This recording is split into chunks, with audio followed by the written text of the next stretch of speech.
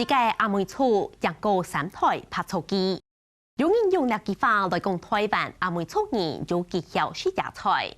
今年嘅野菜菜式文化，不只保留传统食材智慧，还同国际慢食传统精神连结。在按多年来，花莲慢食发展都用野做基础，对盘点野菜菜式文化知识，打造野菜好教，选择年初米慢食厨师联盟。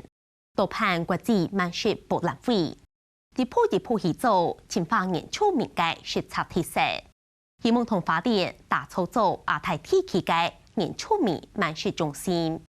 來看記者宋靜娥、蔡志聰嘅報道。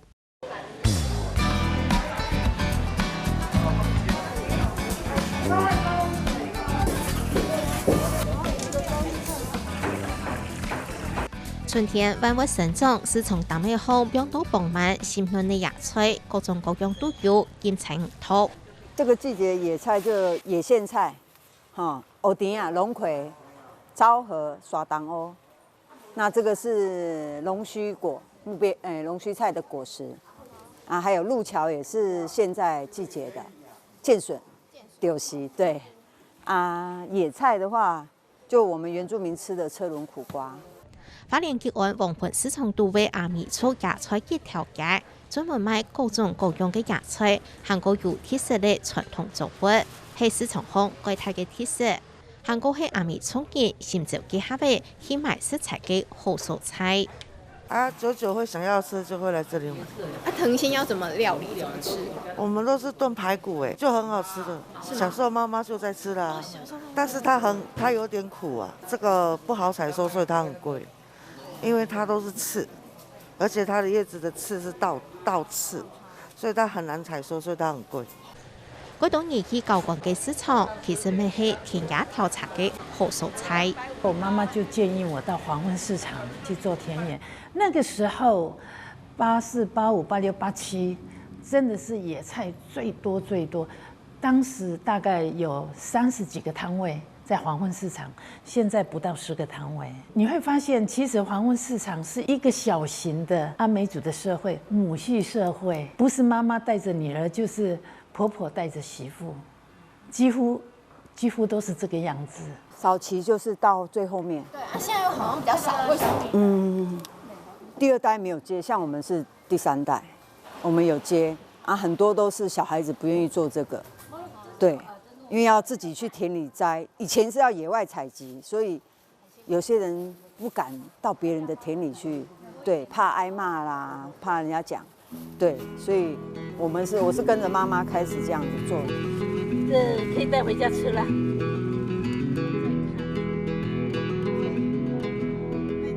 這也是我在野外採的，野生的，對，這個在釀酒，這個也是蠻重要的。50年係軍隊投結的由雷同嘅進行野菜田野調查同採集經驗，研究很多野菜綱目。30年來，亦都落實地推廣野菜文化，出版嘅《台灣新野菜種記》一本書，許多各地潛規強就會磨合嘅野菜園，希望無論環境用嘅變，野菜就做得世世代代嘅生長下去。我到圖書館去找所有植物的資料，我找不到一篇野菜的資料，所以我才會開始花時間去做田野、田調，跟老人家聊天，那個是實際的經驗。所以基本上那個時期，花蓮的鄉間小路我都跑遍了，隨時到野外就看看，那個綠色的東西是不是我沒吃過的、沒看過的。阿米厝人係最愛食野菜，最曉得利用野菜嘅族群。甚至有人講笑講，所以阿米厝人韓國嘅蔬菜就團條錯。按你講食材要講啊，係從地位，一定係照單老祖公傳下來嘅菜心原則，強炸唔會連頭邊件棒起來。個數山那度嘅野菜都還看得到，只用等沖熱一台又一台。然後我們要採集的時候，就從它的中段這樣採集。那很小，其實也沒關係，它也是一樣會再生，它會往旁邊再長，對，然後我們再做採集那樣，對，就不用擔心說，我們沒有菜了那樣子。原住民绝对不会连根拔起，我们会用割的，要不然就用摘的。这个就是永续的概念。其实，在我们的日常，这个其实都是非常日常的生活。那对我来讲，慢食更重要的一件事情，就是它在生活当中落实非常非常多跟生态有关的保护。好，比如说我们从来不过度开发。那我们采野菜的时候不会连根拔起，我们通常摘叶子。那通常摘过叶子以后，这个野菜会越长越好。那因此，这个永续的概念其实是很古老，但是又很新颖，又刚好跟现代的这个联合国的 SDGs 又结合在一起。原住民传统嘅野菜采集文化，都好同意大利慢食运动三大核心原则：骨、可力、肺嘅精神立高味道。花莲原住民传统食材文化当中，嗰度生活环境都好，天然就有味。咁是为到土地同菜地文化，改真实、改特别嘅魅力。每餐熟食用嘅口味都强样，韩国 TV 度慢食运动强调为食材多样性。不管是其哪一个族群，比如说布农族，当他们去狩猎的时候，他们所谓拿到那个猎物的时候，他是要有一个仪式，然后去感谢他，所以他其实是有一定的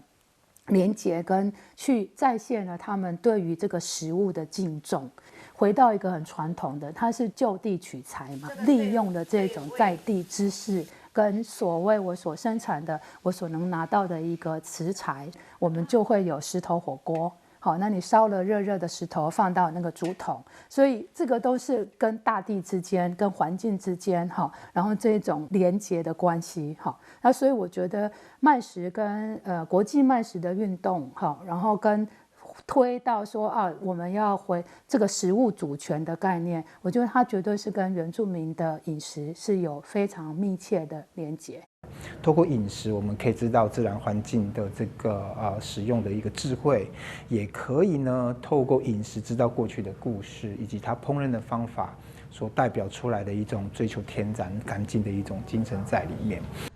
大概就会发现到按相同。2020年11月花莲县政府提名论山公园成立原住民族野菜學校，打造咗花蓮推展慢食重要嘅議題。大幫不停期盼嘅展覽同數作考察，為萬個多年來地的野菜嘅價值。喺花蓮有嘅個特別嘅原住民野菜學校，個新聞嘅提推廣野菜嘅永續利用，透過體驗課程帶你去摘野菜、食野菜，為本韓國多年來認識阿美族嘅野菜食材文化。很辣哦，好辣一点，那可能就怎么要一直嚼哦，一直嚼。只看的。这我们有主要的3颗。行體戶外野菜區，詳細團研下少嘅每種野菜嘅特色、起名、起皮、起爽，用感覺來感受野菜按特別嘅魅力，甚至也提供野菜特色形式，像係鳳梨凍鳳茶、野菜餅嘅、山胡椒豆腐乾，無論用嘅就係按研下來食野菜。我们本身就是一个推广教育的一个平台，那所以场馆里面有很多的种子，所以只要民众来访，我们都可以免费做导览，可以看到自己平常吃的野菜原来原本的样子是什么，从看到一直到吃，他们都可以跟这个土地很接近。同原住民族食野菜嘅知識，在你同前嘅真理同真實以外，野菜學校未發現到播種有益重要嘅，亦都會固定來盤種植高溫嘅，同部落嘅人韓國播種團隊合作，而同台灣野望土地上嘅野菜資源做保護。我發現以前小時候吃過的野菜不見了，我們的土壤土地的問題，有農藥，有除草劑，然後呢？栖息地的減少，因為房子越來越多啊，好多人看到，那個是有中藥材的那個百浪，就把它連根拔起了，所以也在因為這樣子，所以我後來才會去做復育的工作。因為我們這邊設立這個野菜學校的最大的目的就是很多原生種的野菜不見了，也少量化了。這邊我們就是把已經沒有的一些野菜或是豆類再復育出來，再繼續推廣。好香哦！屯落下卤嘅飼料切做一小塊煮出皮湯來做芽菜湯。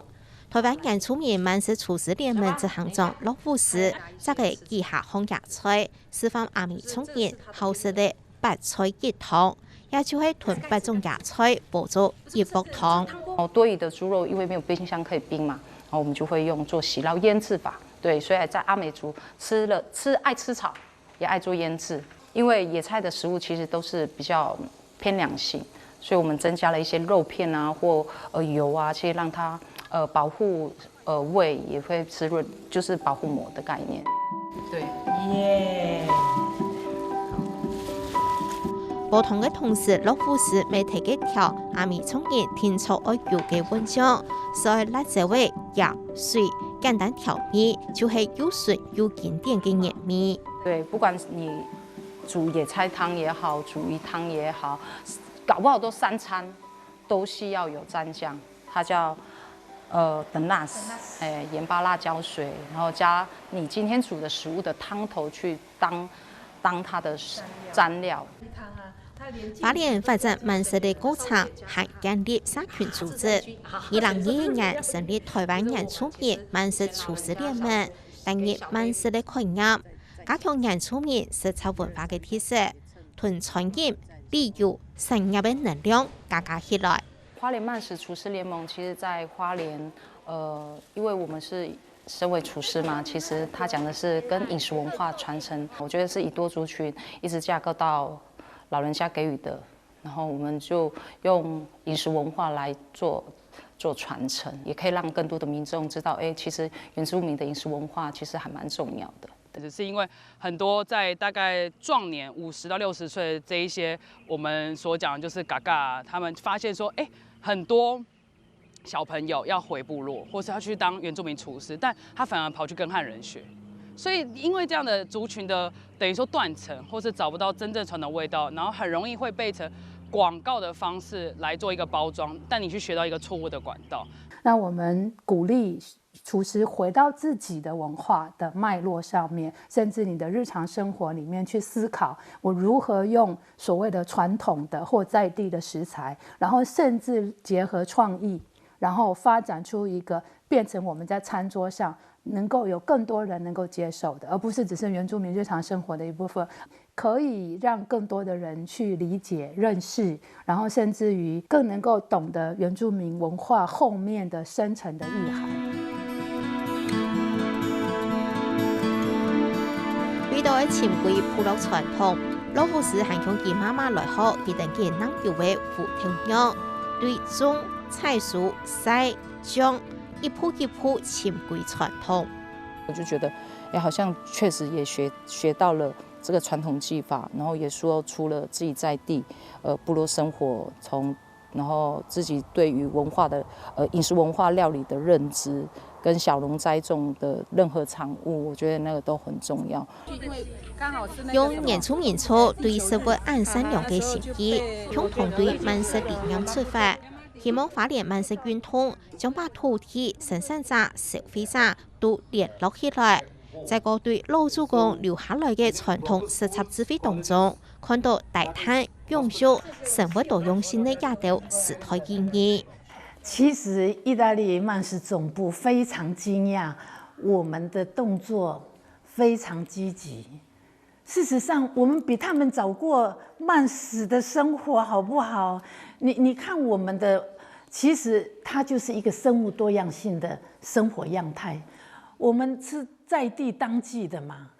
我們採集不會去拔嘛，我們狩獵的時候、捕魚的時候，那個小的不會去。其實我們一直都在過那樣的生活，所以對他們那樣的概念，我們很清楚。阿美族的飲食也是不是只有吃，它還跟唱、跟這個所謂的生活哲理都有連結到。我們如何能夠讓這件事那麼美好的事情讓人家知道，就要自己透過自己的練習和學習各種技巧，讓這件事能夠被推廣出去。